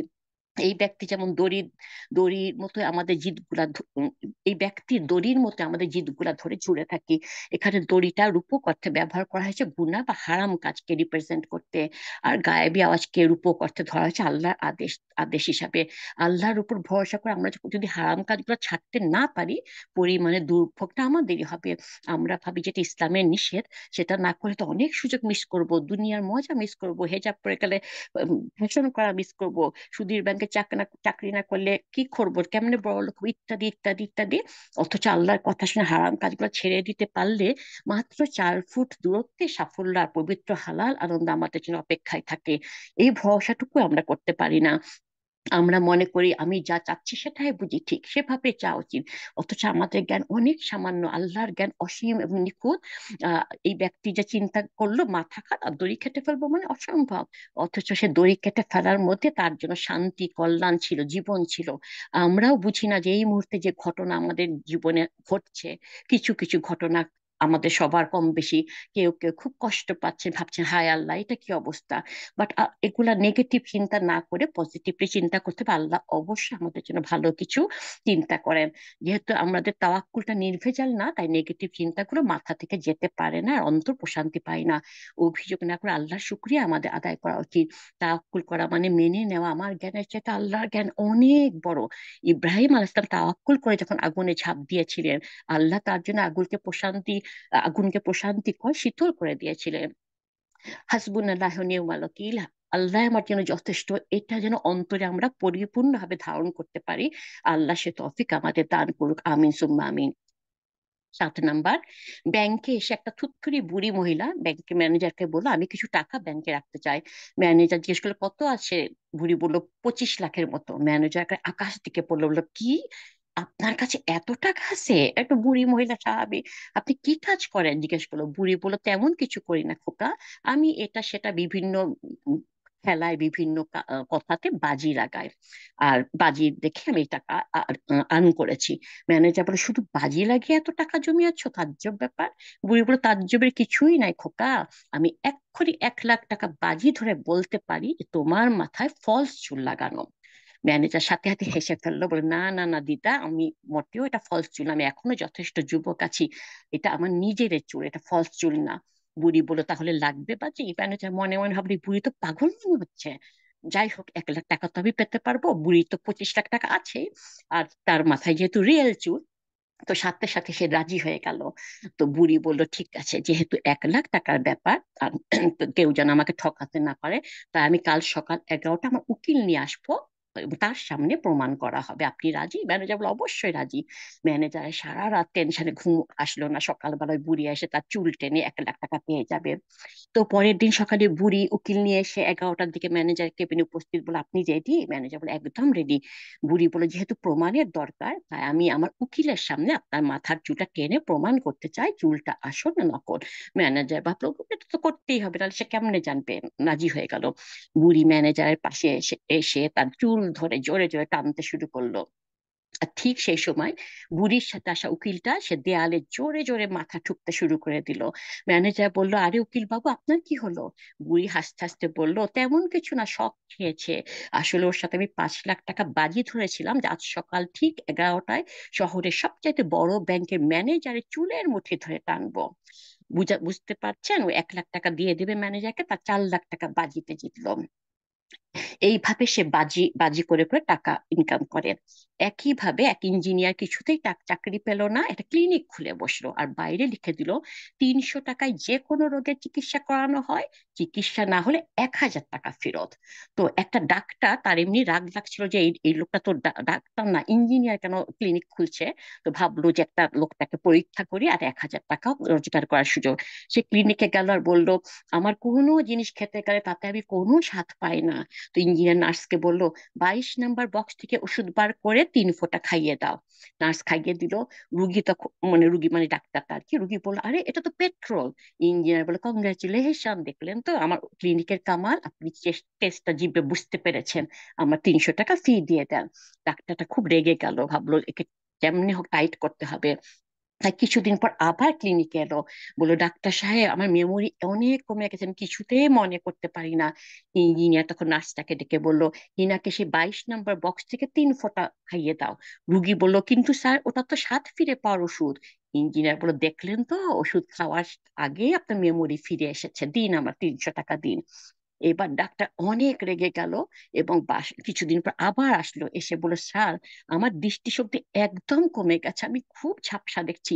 ইঞ্জিনিয়ার বলে, এর কোনো ওষুধ আমার কাছে নাই, এই নিন আপনার 1,000 টাকা নিন, যেটা সে বলছিল যে চিকিৎসা না করতে পারলে 1,000 টাকা দিবে। তো যখন হাতে দিল, তখন ডাক্তার বলে, এটা তো 100 টাকার নোট, আপনি তো 1,000 দেওয়ার কথা। ইঞ্জিনিয়ার বলল, দেখুন, আপনার দৃষ্টিও ফেরত এসে গেছে, দিন আমার 300 টাকা দিন। কি বুঝলেন? একজন বাজি ধরে মানুষের কাছে টাকা আদায় করছে, আর একজন মানুষকে ঠকায়ে টাকা আদায় করছে। এগুলা কি ইসলামে জায়েজ? আলেমদের মতে বাজি ধরা, লোক ঠকানো, এগুলি হচ্ছে জুয়ার মতন। এগুলা একদমই হারাম এবং নিষিদ্ধ। জুয়া সম্পর্কে পবিত্র কোরআনে আল্লাহ বলেছেন সূরা মাইদার 90 থেকে 91 আয়াতে, হে মুমিনগণ, মদ, জুয়া, মূর্তি পূজার বেদী, ভাগ্য নির্ণায়ক তীর আর কি, এগুলো সব শয়তানের কাজ। সুতরাং তোমরা তা বর্জন করো, তাহলে তোমরা সফল কাম হতে পারবে। শয়তান তো মদ ও জুয়ার মাধ্যমে তোমাদের মধ্যে শত্রুতা বিদ্বেষ সৃষ্টি করতে চায়, এবং তোমাদের আল্লাহর স্মরণ ও নামাজ আদায় করতে বাধা দিতে চায়। তবে কি তোমরা নিবৃত্ত হবে না? হাদিসে জুয়া সম্বন্ধে বলা হয়েছে, ইবনে আব্বাস রাদিয়াল্লাহু তাআলাকে বর্ণিত, রাসূল করিম সাল্লাল্লাহু আলাইহি ওয়াসাল্লাম বলছেন, নিশ্চয়ই আল্লাহ তাআলা মদ, জুয়া ও বাদ্যযন্ত্র হারাম করেছেন। আমর রাদিয়াল্লাহু তাআলাকে বর্ণিত, রাসূল করিম সাল্লাল্লাহু আলাইহি ওয়াসাল্লাম বলেছেন, পিতা মাতার অবাধ্য সন্তান, জুয়ায় অংশগ্রহণকারী, খোটা দাতা ও মদ্যপায়ী কখনোই জান্নাতে যাবে না। আব্দুল্লাহ ইবনে আব্বাস রাদিয়াল্লাহু তাআলা আনহু সূরা বাকিরা 219 নম্বর আয়াতের মাইসিরের ব্যাখ্যায় বলেন, মাইসির কিমারকে বলা হয়। জাহিলি যুগে এক ব্যক্তি কি করতো, আরেক ব্যক্তির সাথে যখন বাজি ধরতো, তারা যে শুধু টাকা পয়সা নিয়ে আনতো না, তার যে পরিবার পরিজন, বাচ্চা কাচ্চাকেও বাজি ধরতো। মানে হেরে গেলে তার বউ বাচ্চাদেরকে, যে জিততো সে নিয়ে যেত। দুই ব্যক্তি, যে জিতবে সে অন্যজনের সব নিয়ে যেত। এটাতে জুয়া বা বাজিতে এক পক্ষ কোনো দলের জয় হয়, অন্য পক্ষের কিছুই পায় না, সর্বশান্ত হয়ে যায়, ক্ষতির সম্মুখীন হয়। উভয় পক্ষের জন্য এই বাজি বা জুয়া ধরা সম্পূর্ণ নিষেধ করা হয়েছে। রাসূল করিম সাল্লাল্লাহু আলাইহি ওয়াসাল্লামের সময় দুই ব্যক্তি ঘোড়দৌড়ের প্রতিযোগিতা লাগাতো এবং পরস্পর এই চুক্তিতে আবদ্ধ হতো যে পরাজিত হবে সে বিজয়ী ব্যক্তিকে এতটি অর্থ প্রদান করবে। রাসূল করিম সাল্লাল্লাহু আলাইহি ওয়াসাল্লাম জানতে পারার সাথে সাথে একে জুয়ার অন্তর্ভুক্ত করে হারাম ঘোষণা করেছেন। একবার রাসূল করিম সাল্লাল্লাহু আলাইহি ওয়াসাল্লাম বাজারে সম্ভবত খেজুর কিনতে গেছিল, তো উনি দেখলো খুব সুন্দর টাটকা টাটকা খেজুর গুলা। হঠাৎ চোখে উনি দেখতে পেলেন এক কোনায় একটু নষ্ট হয়ে গেছে খেজুর, মানে তার মানে তলায় সব নষ্ট হওয়া খেজুর আছে আর উপরে ভালো ভালো খেজুর। তখন রাসূল করিম সাল্লাল্লাহু আলাইহি ওয়াসাল্লাম বলল, তুমি ওই ওই খেজুরগুলো উপরে রাখো, কারণ মানুষকে ঠকানো হচ্ছে। তুমি ওই যেগুলো খারাপ সেগুলো মানুষ কেনার সময় যেন দেখে যে এটার মধ্যে খারাপও আছে। সুতরাং বাজি ধরা, লোক ঠকানো, এগুলা ইসলামে সম্পূর্ণ হারাম এবং জায়েজ না। 8 নাম্বার হচ্ছে, ছোট্ট একটা ছেলে ছিল, প্রচন্ড রাগী, তার মাথা ভরা রাগ। তার বাবা তাকে একদিন একটা পেরেক ভর্তি ব্যাগ দিল এবং বলল, যতবার তুমি রেগে যাবে ততবার একটা করে পেরেক আমাদের বাগানের কাঠের বেড়াতে লাগিয়ে আসবে। ছেলেটা খুব খুশি খুশি এটা কাজ পেল। সে প্রথম দিন তার একটু পর পর রাগ উঠে সে প্রায় 30টা মেরে মারলো ওই কাঠের মধ্যে। আস্তে আস্তে সপ্তাহ যেতে লাগলো, তার রাগটা কিছু নিয়ন্ত্রণে আনতে পারতো। ওই 30টা পেরেক থেকে দেখা গেল 25টা, 20টা, 15টা, এমনি করে পেরেকের সংখ্যা কমে আসতেছে। এমন করতে করতে একদিন এমন হলো যে একটা পেরেকও মারলো না, তার রাগটা খুব সুন্দর কন্ট্রোলে চলে আসলো। সে খুব খুশি খুশি বাবাকে জানালো, বাবা এখন আমি রাগ পুরা কন্ট্রোল করতে পারি। তখন বাপটা বললো, ঠিক আছে, এখন থেকে যখন তোমার আবারও রাগ হবে বা তুমি রাগটাকে কন্ট্রোল করে ফেলতে পারবে, তখন তুমি যে একটা করে পেরেক খুলবে। তো ছেলেটা তাই করলো, যখন একটু রাগ উঠতো রাগটাকে কন্ট্রোল করে নিয়ে যে একটা করে পেরেক খুলতো। এমন করতে করতে করতে এক সময় দেখলো সমস্ত পেরেক খুলে ফেলতে ফেলতে পেরেছে। বাবা তাকে নিয়ে বাগানে গেল, কাঠের বেড়াটি দেখিয়ে বলল, তুমি খুব ভালোভাবে তোমার কাজ সম্পন্ন করেছো, এখন তুমি তোমার রাগকে নিয়ন্ত্রণ করতে পারো। কিন্তু দেখো, প্রতিটা কাঠে পেরেকের গর্তগুলা এখনো রয়ে গেছে। এই কাঠের বেড়াটি কখনো আগের অবস্থায় ফিরে যাবে না।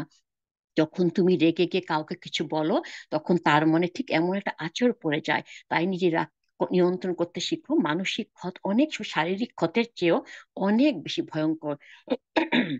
সূরা আলে ইমরানের 134 নম্বর আয়াতে আল্লাহ বলেছেন, তোমরা তোমাদের পালনকর্তার ক্ষমা এবং জান্নাতের দিকে ছুটে যাও, যার সীমানা হচ্ছে আসমান ও জমি, যা তৈরি করা হয়েছে পরহেজগারের জন্য, যারা সচ্ছলতা এবং অভাবের সময় ব্যয় করে, যারা নিজেদের রাগকে সংবরণ করে আর মানুষকে ক্ষমা করে। বস্তুত আল্লাহ সৎকর্মশীলদেরই ভালোবাসেন। ইবনে মাজাহ হাদিস নাম্বার 4186-তে রাসূল করিম সাল্লাল্লাহু আলাইহি ওয়াসাল্লাম বলেছেন, যে ব্যক্তি নিজের ক্রোধ চরিতার্থ করার ক্ষমতা থাকা সত্ত্বেও তা কন্ট্রোল করে, সংবরণ করে, আল্লাহ তাকে কিয়ামতের দিন সমগ্র সৃষ্টির সামনে ডেকে আনবে এবং জান্নাতে যে কোনো হুর নিজের ইচ্ছা মতো বেছে নেওয়ার অধিকার দান করবে। ইবনে মাজাহ হাদিস নাম্বার 4189, রাসূল করিম সাল্লাল্লাহু আলাইহি ওয়াসাল্লাম বলেছেন, আল্লাহর সন্তুষ্টি অর্জনের জন্য বান্দার ক্রোধ সংবরণের যে মহান প্রতিদান রয়েছে তা আর অন্য কিছুতে নেই। আবু হুরায়রা রাদিয়াল্লাহু আনহু বর্ণিত, তিনি বলেন, এক ব্যক্তি রাসূল করিম সাল্লাল্লাহু আলাইহি ওয়াসাল্লামের কাছে এসে বলে, আমাকে কিছু উপদেশ দিন। রাসূল সাল্লাল্লাহু আলাইহি ওয়াসাল্লাম বললেন, তুমি রাগ করো না। সে আবার বলল, আমাকে কিছু উপদেশ। রাসূল সাল্লাল্লাহু আলাইহি ওয়াসাল্লাম আবারও বলল, রাগ করে না। এভাবে 3 বার বলল। সহিহ বুখারী হাদিস নাম্বার 6116। সহিহ মুসলিমের হাদিস নাম্বার 6812। দুই ব্যক্তি রাসূল করিম সাল্লাল্লাহু আলাইহি ওয়াসাল্লামের সামনে খুব ঝগড়াঝাটি গালাগালি করছিল। তাদের একজনের চেহারা চোখ লাল হয়ে গেল। রাসূল করিম সাল্লাল্লাহু আলাইহি ওয়াসাল্লাম সাহাবাকে বললেন, আমি এমন একটি বাক্য জানি, যদি তারা এটা পড়ে সাথে সাথে অবস্থা কেটে যাবে। সেই বাক্যটি হচ্ছে, আউযু বিল্লাহি মিনাশ শাইতানির রাজিম, আমি আল্লাহর কাছে অভিশপ্ত শয়তান থেকে আশ্রয় প্রার্থনা করছি। বাট তারা কিছুতে সেটা শুনলো না। হাদিসটা একটু বড় আছে, আমি শুধু রাগের অংশটা বললাম। শারীরিক অবস্থার পরিবর্তন, রাসূল করিম সাল্লাল্লাহু আলাইহি ওয়াসাল্লাম বলেছেন, যখন তোমাদের কারো রাগ হয়, যদি সে দাঁড়ানো অবস্থায় থাকে তবে যেন বসে পড়ে। তাতে রাগ চলে গেলে ভালো, নাহলে বসা থেকে শুয়ে পড়বে। আর শুয়ে থেকে থাকলে দাঁড়িয়ে যাবে, অথবা অজু করবে, অজু করলে রাগটা চলে যায়। চুপ থাকা, রাসূল করিম সাল্লাল্লাহু আলাইহি ওয়াসাল্লাম বলছে, তোমরা শিক্ষা দাও, সহজ করো, কঠিন করো না। যখন তুমি রেগে যাবে তখন চুপ থাকবে। চুপ থাকবে। কোরআন ও হাদিসে রাগ দমনে অনেক উপকারিতা এসেছে। রাসূল করিম সাল্লাল্লাহু আলাইহি ওয়াসাল্লাম বলেছেন, তুমি রাগ করবে না, তাহলে তোমার জন্য জান্নাত। অন্য হাদিসে সহিহ বুখারী 6809 বলেছেন, যে সে ব্যক্তি শক্তিশালী নয় যে ব্যক্তি কুস্তি লড়ে অপরকে ধরাশায়ী করে, বরং প্রকৃত পক্ষে সেই ব্যক্তি শক্তিশালী যে রাগের সময় নিজেকে সংবরণ করতে পারে। সূরা সূরা আলে ইমরানে 134 নম্বর আয়াতে আল্লাহ বলেছেন, এবং আয়াতটা বড়, আমি সংক্ষেপে বলছি, এবং রাগ দমনকারীগণ ও মানুষকে ক্ষমাকারীগণ আল্লাহ অনুগ্রহকারীদের ভালোবাসেন, মানে আল্লাহ রাগ দমনকারীদের ভালোবাসেন। আল্লাহ যেন আমাদের সবাইকে রাগ করার ক্ষমতা দান করুন, আমিন। যখনই রেগে গিয়ে কাউকে কিছু বলবেন, পরে হয় দুঃখ লাগবে, নয় আফসোস করবেন, নয় লজ্জিত হবেন। ভালো মতন খেয়াল করে দেখুন আমার এই কথাটা ঠিক কিনা। এটা এই জন্য রাগটা আমাদের কন্ট্রোল করার খুবই আল্লাহর কাছে আমরা দোয়াও চাবো এবং চেষ্টা করবো ইনশাআল্লাহ। 9 নাম্বার, এক আমেরিকান লন্ডনের একটা রেস্টুরেন্টে গেলেন। রেস্টুরেন্টে ঢোকার সাথে সাথে লক্ষ্য করলো এক কোণে একটা আফ্রিকান বসে আছে। কিছু সাদা মানুষ আছে না, রকচটা, রেড হেড যেটাকে বলে, তারা কালোদের বা ব্রাউন স্কিনদের, অন্য কোনো সাদা ছাড়া অন্য কোনো স্কিন পছন্দ করে না। এই লোকটা হচ্ছে একদম ঘোড়া সেরকম লোক। সে আফ্রিকানটাকে দেখে তার গা জ্বলে উঠলো। সবাই সাদা মানুষ, সেই আফ্রিকানটা একমাত্র। সে করলো কি, কাউন্টারের কাছে যে জোরে জোরে মানি ব্যাগ বের করে ওয়েটারকে বললো, ওয়েটার, আমি রেস্টুরেন্টের সবার খাবারের টাকা দিচ্ছি, শুধুমাত্র ওই কালো আফ্রিকানটা ছাড়া। ওয়েটার মাথা ঝাঁকালো এবং টাকা, সবার খাবারের টাকা নিয়ে নিল। সবাইকে খাবার পরিবেশন করলো আফ্রিকানটা ছাড়া। আকস্মিক এই ব্যবহারে আফ্রিকানটি রেগে না গিয়ে খুব নম্র শান্তভাবে আমেরিকানের দিকে তাকায়, বলল, ধন্যবাদ। এতে আমেরিকানে আরো রাগ বেড়ে গেল। সে আবার যে ওইটাকে বললো, ওয়েটার, এই মুহূর্তে যত বিয়ার আর পানীয় আছে আমি সব কিনে নিলাম, সবাইকে ইচ্ছে মতো পরিবেশন করো, শুধুমাত্র ওই কালো আফ্রিকানটা বাদে। ওয়েটার আবার টাকা পয়সা বুঝে সবাইকে পানীয় পরিবেশন করা শুরু করলো। এবারও আফ্রিকান লোকটি ভদ্রভাবে শান্তভাবে হেসে বলল, থ্যাংক ইউ। আমেরিকানটা এবার অনেক অবাক হয়ে গেল, রেগেও গেল। ওয়েটারের কাছে যে বলল, ওই আফ্রিকানটা সমস্যা কি? আমি সবাইকে খাবার দিলাম, বিয়ার দিলাম, বিনা পয়সায় তাকে অপমান করলাম, তার কোনো রাগ হলো না, কিছু না, ব্যাপার কি? সে কি পাগল নাকি? তখন ওয়েটার বলল, না, সে পাগল নয়, সে এই রেস্টুরেন্টের মালিক।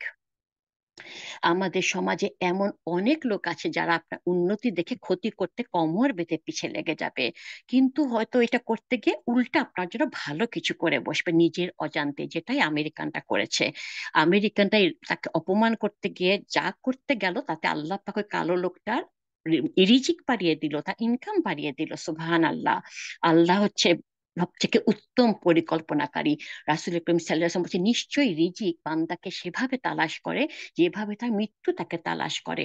অর্থাৎ মানুষের মৃত্যু যেমন অবধারিত, ইউনিভার্সাল ট্রুথ, তেমনি তার রিজিকও তার কাছে পৌঁছা অবধারিত, মানে আল্লাহ যেটুকু লিখে রেখেছেন সেইটুকু আসবেই আসবে আমার রিজিকে। ওমর ইবনে খাত্তাব রাদিয়াল্লাহু আনহু থেকে বর্ণিত, তিনি বলেন, রাসূল করিম সাল্লাল্লাহু আলাইহি ওয়াসাল্লাম বলতে শুনেছি, তোমরা যদি আল্লাহর উপর যথাযথ তাওয়াক্কুল করতে পারো, তাহলে তিনি তোমাদেরকে এমন ভাবে রিজিক দিবেন যেমন তিনি রিজিক দেন পাখিদের। তারা সকালে খালি পেটে বের হয়ে যায়, আর সন্ধ্যায় ভরা পেটে পেট ভরে খেয়ে নিরে ফিরে আসে। তারা তো কোনো লেখাপড়া করে না, জব করে না, আল্লাহ তাদের ঠিকই পেটটা ভরে খাওয়ায়। তিরমিজি হাদিস নাম্বার 2345। আমরা রিজিক বলতে অনেকে শুধুমাত্র খাবারের কথা ভাবি, আসলে তা না। রিজিক আসে আল্লাহর কাছ থেকে। আল্লাহ আমাদের জন্য ভালো মন্দ যা কিছু রেখেছেন সবই আসে আসমান থেকে, সবই রিজিক। আমাদের সন্তানের আমাদের রিজিক, আমাদের সবকিছু রিজিক। আল্লাহ বলেছেন সূরা জারিয়াতে 22 নম্বর আয়াতে, রিজিকের সিদ্ধান্ত হয় আসমানে, আকাশে রয়েছে তোমাদের রিজিক ও প্রতিশ্রুত সবকিছু। যেমন মাঝে একবার হয়, প্রায় হয়তো হয় আপনাদের, একবার হলো আমার কোনো রান্না ছিল না, শরীর ভালো লাগছিল না, রান্না করতে মন চাচ্ছিল না। হঠাৎ আমার এক ফ্রেন্ড তার হাজবেন্ডকে দেখা করতে এলো, সাথে আবার পোলাও চিকেন এগুলা নিয়ে এসে। সুবহান আল্লাহ, এই রিজিকটা আমার কপালে ছিল। আমরা বলি দোয়া কবুল হয় না, দেখেন আমি যে রান্নতে ইচ্ছা লাগছিল না, আল্লাহ কিন্তু দোয়াটা কবুল করে নিলেন, রান্নার করা থেকে বেঁচে গেলাম। আবার আমার বড়াপা একদিন বললো, মজা করে ভাত খাচ্ছিলাম, দেখি তরকারির উপর ইয়া বড় একটা মরা তেলা পোকা। এত কষ্ট করে এক ডেকচি মাংস রান্নাম, না খেতে উপায় আছে, ডেকচি ধরে সব ফেলে দিতে হলো। তার মানে সেই খাবারও রিজিকে ছিল না। সুবহান আল্লাহ। আল্লাহ রিজিক প্রশস্ত করে দেন যাকে ইচ্ছা করেন, এবং যাকে ইচ্ছা করেন তার জন্য রিজিক সংকুচিত করে দেন। নিশ্চয়ই আল্লাহ প্রতিটি বিষয়ে অবগত আছেন। সূরা আনকাবুত আয়াত নাম্বার 62। কেউ তার রিজিক ভোগ না করে মৃত্যুবরণ করবে না। রাসূল করিম সাল্লাল্লাহু আলাইহি ওয়াসাল্লাম বলছে, হে মানুষ, তোমরা আল্লাহকে ভয় করো, ধন সম্পদ সংগ্রহে উত্তম পন্থা অবলম্বন করো, কেননা কেউ তার রিজিক পরিপূর্ণ না করে মৃত্যুবরণ করবে না, যদিও তা অর্জনে বিলম্ব হোক না কেন। আর যে আল্লাহকে ভয় করে তিনি তার জন্য উত্তরণের পথ তৈরি করে দেন, এবং তিনি এমন উৎস থেকে রিজিক দেবেন যা সে কল্পনাও করতে পারবে না। আর যে আল্লাহর উপর তাওয়াক্কুল করে আল্লাহ তার জন্য যথেষ্ট। আল্লাহ তার উদ্দেশ্য পূর্ণ করবেনই। নিশ্চয় আল্লাহ প্রত্যেকটা জিনিসের জন্য একটা সময়সীমা নির্ধারণ করে রেখেছেন। সূরা তালাকের আয়াত নাম্বার 2 থেকে 3। যদি তিনি রিজিক বন্ধ করে দেন, তবে কে আছে যে তোমাদেরকে রিজিক দিবে? বরং তার অবাধ্যতা বিমুখতায় তারা ডুবে রয়েছে। সূরা মুলক আয়াত নাম্বার 27। আরেকটা হাদিসে আছে, ইবনে মালিক রাদিয়াল্লাহু আনহু বর্ণিত, তিনি বলেন রাসূল করিম সাল্লাল্লাহু আলাইহি ওয়াসাল্লামকে বলতে শুনেছি, যে ব্যক্তি কামনা করে তার রিজিক প্রশস্ত করে দেওয়া হোক এবং তার আয়ু দীর্ঘ করা হোক, সে যেন তার আত্মীয়দের সাথে সুসম্পর্ক বজায় রাখে। সহিহ বুখারী 5985, মুসলিম 6600, সরি 4639। অধিক পরিমাণ ইস্তেগফার তওবা করা, এটাতেও রিজিক বৃদ্ধি পায়। রাসূল করিম সাল্লাল্লাহু আলাইহি ওয়াসাল্লাম বলেছেন, যে ব্যক্তি নিয়মিত ইস্তেগফার করবে, আল্লাহ তার সমস্ত সংকট থেকে উত্তরণের পথ বের করে দিবেন, সব দুশ্চিন্তা মিটিয়ে দিবেন এবং অকল্পনীয় উৎস থেকে রিজিকের সন্ধান করে দিবেন। আবু দাউদের হাদিস নাম্বার 1520।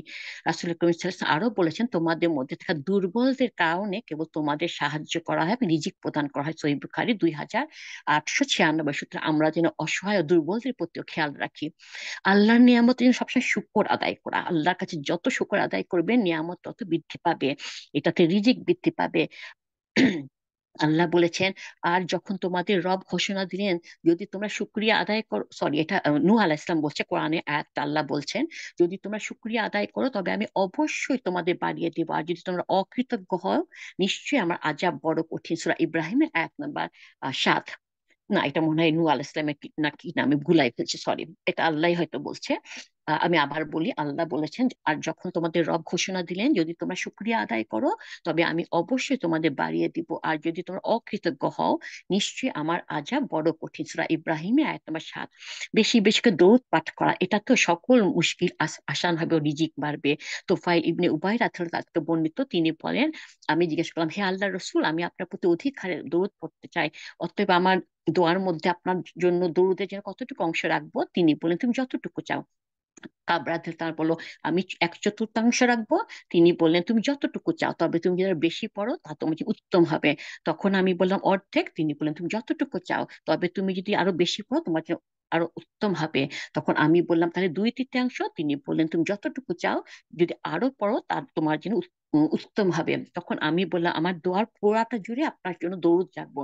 তখন রাসূল সাল্লাল্লাহু আলাইহি ওয়াসাল্লাম বললেন, তাহলে তো তোমার ঝামেলা ও প্রয়োজনের জন্য তার যথেষ্ট হবে এবং তোমার সকল গুনাহ ক্ষমা করা হবে। তিরমিজি হাদিস নাম্বার 2645। এই জন্য দরুদ পাঠ করতে আমরা যেন না ভুলি, আমরা যখনই পারবো দরুদ পাঠ করবো ইনশাআল্লাহ।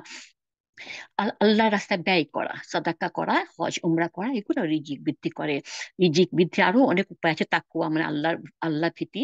সূরা তালাকে 2-3 নম্বর আয়াত আল্লাহ বলেছেন, যে আল্লাহকে ভয় করে আল্লাহ তার জন্য নিষ্কৃতি পথ বের করে দিবেন, তাকে ধারণাতির জায়গা থেকে রিজিক দিবেন।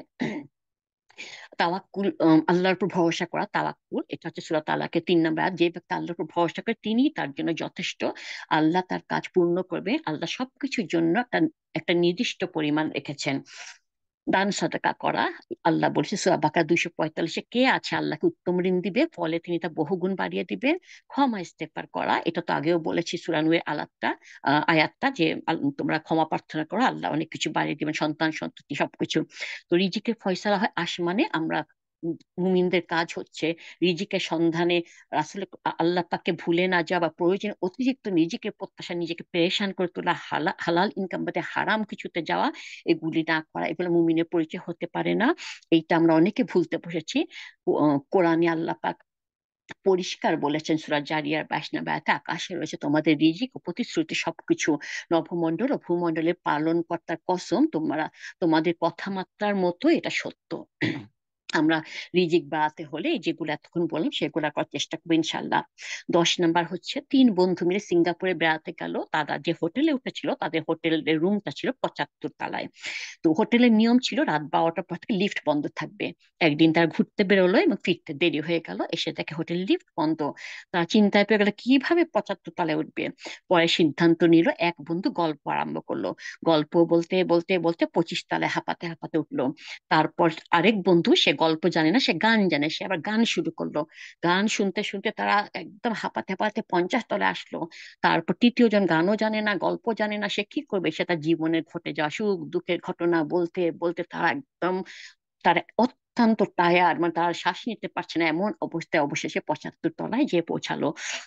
তারপর যখন রুমের দরজা খুলতে গেল, দুর্ভাগ্যক্রমে দেখলো চাবিটা তার নিচে রিসেপশনে রেখে আসছে। আমরা জানি হোটেলের থেকে বেরোবার সময় আমরা অনেকে চাবি রিসেপশনে রেখে যাই না, কাউন্টারে রেখে যাই না, ওরা ঠিক সেটাই করেছে।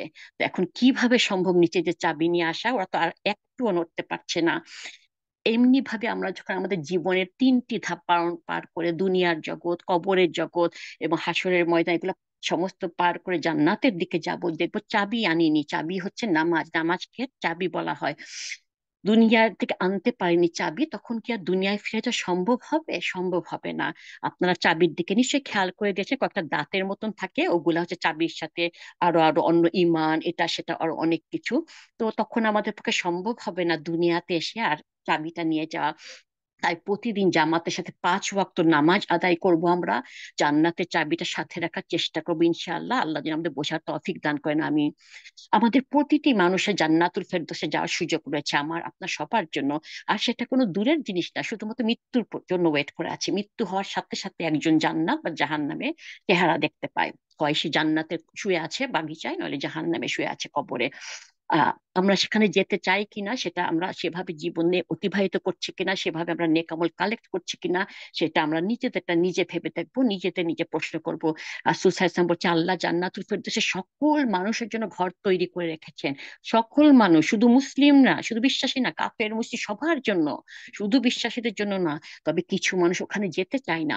বিশ্বাসীরা যখন যাবে তখন তারা অনেক খালি ঘর দেখতে পাবে, তখন সে খালি ঘরগুলাও তাদের উত্তরাধিকার সূত্রে দিয়ে দেওয়া হবে। আপনার প্রতি আল্লাহ অনেক প্রত্যাশা, আপনি জান্নাতে প্রবেশ করবে। আল্লাহ পাক চান না আমরা কেউ জাহান্নামে যাই। সুতরাং আমরা দুর্বল ইমানে বসে থাকবো না, আল্লাহর প্রতি বিশ্বাস হারাবো না। জীবনে কঠিন সময়গুলো ভেবে দেখবো আল্লাহ দেখতে চান আমি সেই ঘরের জন্য কতটুকু মূল্য দিতে চাই। জান্নাত যেখানে বয়স হবে 33, কেউ কোনো বৃদ্ধ হবে না, অসুস্থ হবে না, সুবিশাল রাজ্যত্ব।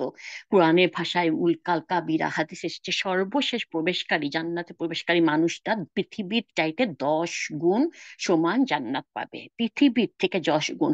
তাহলে ভেবে দেখুন জান্নাতুল ফেরদৌসের অধিবাসীরা কত বিশাল জান্নাত পাবে। যেদিকে তাকাবেন শুধু রহমত আর নিয়ামত। দুনিয়াতে আমরা হয়তো অনেক দুঃখ কষ্ট কিছু না কিছু আছে, কারণ দুনিয়াটা জান্নাত না। প্রতিটি নিয়ামতের শুধু দিন দিন বৃদ্ধি পেতে থাকবে। আর আল্লাহ পাকের সাক্ষাৎ যদি দিদার লাভ, তাহলে তো আমাদের জন্য অনেক ভালো। আল্লাহ আমাদের সেই তৌফিক দান করুক, আমিন। তারা পাবে জান্নাতুল ফেরদৌস, বা সেটা আল্লাহ সূরা মুমিনুনের সংক্ষেপে বলেছেন। আল্লাহ বলেছেন তারা নিজেদের নামাজে খুশু বজায় রাখে, যারা অনর্থক কাজকর্ম থেকে বিমুখ, যারা জাকাতের ক্ষেত্রে সক্রিয়, যারা নিজেদের পরিশুদ্ধ করার কাছে সক্রিয়। নির্দিষ্ট কিছু সমস্যা রয়েছে, হয়তো আমার রোগ রাগের সমস্যা আছে, আমি হয়তো মানুষকে মাফ করতে চাই না, কেউ কষ্ট দিলে তা সহজে ভুলতে পারি না, আমি হয়তো বুঝতেও পারি না কথা বলার সময় আমি মানুষকে কষ্ট দিয়ে ফেলছি, আমি হয়তো বিনোদনে বেশি সময় ব্যয় করে ফেলি। এইরকম কিছু না কিছু আছে। নিজের জীবনে কিভাবে বাস্তবায়ন করবে নিজের ব্যাপারে যেই বিষয়গুলো আপনি অপছন্দ করেন তার একটা লিস্ট তৈরি করুন। আর আপনি নিশ্চিত জানেন যে এইগুলো আপনি পছন্দ করেন, আল্লাহ পছন্দ করেন না। তারপর এগুলো একটা একটা করে দূর করার চেষ্টায় আত্মনিয়োগ করুন। আর অলসো আরো আল্লাহ বলেছে যারা নিজেদের লজ্জাস্থানে হেফাজতকারী, যারা অশ্লীলতা থেকে নিজেকে রক্ষা করে চলে, যারা নিজেদের আমানত ও ওয়াদা পূর্ণ করে, যারা নিজেদের নামাজের ব্যাপারে যত্নবান, তারাই হলো জান্নাতুল ফেরদৌসের উত্তরাধিকারী। যা তারা সেখানে চিরকাল চিরকাল থাকবে। সূরা মুমিনের আয়াত তাফসিরের একটু অংশটা বললাম আর কি। এতক্ষণ যা বললাম আল্লাহ যেন আমাকে সর্বপ্রথম সেগুলো পালন করার তৌফিক দান করে, আমিন। রাসূল করিম সাল্লাল্লাহু আলাইহি ওয়াসাল্লাম দুনিয়া ও আখিরাতে যেসব কল্যাণ ও নিরাপত্তা আল্লাহর কাছে প্রার্থনা করতেন, আমরাও সেগুলো প্রার্থনা করছি। আর রাসূল করিম সাল্লাল্লাহু আলাইহি ওয়াসাল্লাম দুনিয়া ও আখিরাতে যেসব অকল্যাণ থেকে আল্লাহর কাছে আশ্রয় প্রার্থনা করতেন, আমরাও সেগুলো থেকে আল্লাহর কাছে আশ্রয় প্রার্থনা করছি। আল্লাহকে সন্তুষ্ট করে, আল্লাহর জান্নাতকে নিকটবর্তী করে এমন সকল কথা কাজ আমল আমরা আল্লাহর কাছে প্রার্থনা করছি। Excuse me। আর আল্লাহ জাহান্নামকে নিকটে করে, আল্লাহকে অসন্তুষ্ট করে, আল্লাহ রাগ বাড়িয়ে দেয় এমন সব কথা কাজ আমল থেকে আল্লাহর কাছে আশ্রয় প্রার্থনা করছি। ইয়া আল্লাহ আপনি আমাদের সমস্ত গুনাহ মাফ করে দিন। বিশেষ করে এই মুহূর্তে ফোনে যারা শুনছেন, শয়তানের কাছ থেকে আমাদের রক্ষা করুন, যা অসুস্থতা সুস্থতা দান করুন আমাকে এবং সমস্ত মুসলিম নরনারীর উপর রাজি খুশি হয়ে সন্তুষ্ট পবিত্র জুম্মার রাতে মৃত্যু দিয়েন। আমাদেরকে মৃত্যুর কলমা পড়া শাহাদা পড়া তৌফিক দান করেন। যারা মারা গেছে তাদের সবার কবরে আজ মাফ করে দেন, তাদের কবরে শত্রু প্রশস্ত জান্নাতের বাগিচা করে দেন। ইয়া আল্লাহ আমাদের রিজিকে উত্তম উত্তম রিজিক, উত্তম হালাল রিজিকের ব্যবস্থা করে দেন। ইয়া আল্লাহ, আপনি আমাদের পৃথিবীর ফিতনা থেকে, দাজ্জালের ফিতনা থেকে, মৃত্যুর কঠিন যন্ত্রণা থেকে মাফ করে দেন। মৃত্যুর পর আমাদের কবরের কঠিন চাপ থেকে, কবরের আজাব থেকে, মুনকার নাকির সওয়াল থেকে মাফ করে দিয়েন। আমাদের কবরকে 70 গজ প্রশস্ত বেহেশতের বাগিচা করে দেন। ইয়া আল্লাহ, আমি মারা যাওয়ার পর আমার জন্য কে দোয়া করবে সেটা আমি জানি না, আমার নিজের দোয়া আমি নিজেই এখন করে রাখার চেষ্টা করবো। ইয়া আল্লাহ, আমার কবরের আজাব থেকে আমাকে মাফ করে দিন, আমার কবরকে 70 গজ প্রশস্ত জান্নাতের বাগিচা করে দিন, আমিন। কিয়ামতের দিন যেদিন হিসাব নিবে, সেদিন আপনি আমাদের ডান হাতে আমলনামা দিয়েন। রাসুল করিম সাল্লাল্লাহু আলাইহি ওয়াসাল্লামের হাতে হাউজে কাউসারের পানি পান করার তৌফিক দান করেন। রাসুল করিম সাল্লাল্লাহু আলাইহি ওয়াসাল্লামের শাফায়াত কবুল করেন। উনার উম্মতদের মধ্যে 70,000 বা 7 লক্ষ বিনা হিসাবে বিনা যাবে জান্নাতে যাবে, আমাদের সেই সৌভাগ্যবানদের দলভুক্ত করেন। আমাদেরকে জাহান্নামের আজাব থেকে, জাহান্নামের আগুন থেকে রক্ষা করেন। জাহান্নামের আগুন আমাদের জন্য নিরাপদ শীতল করে দেন, যেভাবে আগুনকে নিরাপদ শীতল করেছেন ইব্রাহিম আলাইহিস সালামের জন্য। আমাদের পুলসরাতে পুল বিজলির গতিতে পার করে দেন। কিয়ামতের দিনে আমাদেরকে আপনার আরশের ছায়ার দলে, ডান দিকের দলে, অগ্রগামীদের দলে, আপনার দিদার লাভকারীদের দলে, আপনি যাদের উপর চির সন্তুষ্টি ঘোষণা করবেন তাদের দলে আপনার জান্নাতুল ফেরদৌসীতে জায়গা দিন, আমিন। ইয়াজাল জালালি ওয়াল ইকরাম, বিনা হিসাবে বিনা আযাবে আমাদের জান্নাতুল ফেরদৌসে জায়গা দিন, আমিন। ربنا آتنا في الدنيا حسنة وفي الآخرة حسنة وقنا عذاب النار ربنا ظلمنا أنفسنا وإن لم تغفر لنا وترحمنا لنكونن من الخاسرين ربنا تقبل منا إنك أنت السميع العليم وتب علينا إنك أنت التواب الرحيم سبحان ربك رب العزة عما يصفون وسلام على المرسلين والحمد لله رب العالمين সাল্লাল্লাহু আলা মুহাম্মদ সাল্লাল্লাহু আলাইহি ওয়াসাল্লাম সুবহানাকা আল্লাহুম্মা ওয়া বিহামদিকা আশহাদু লা ইলাহা ইল্লা আনতা আস্তাগফিরুকা ওয়া আতুবু ইলাইক। আসসালামু আলাইকুম রাহমাতুল্লাহি ওয়া বারাকাতুহু সবাই।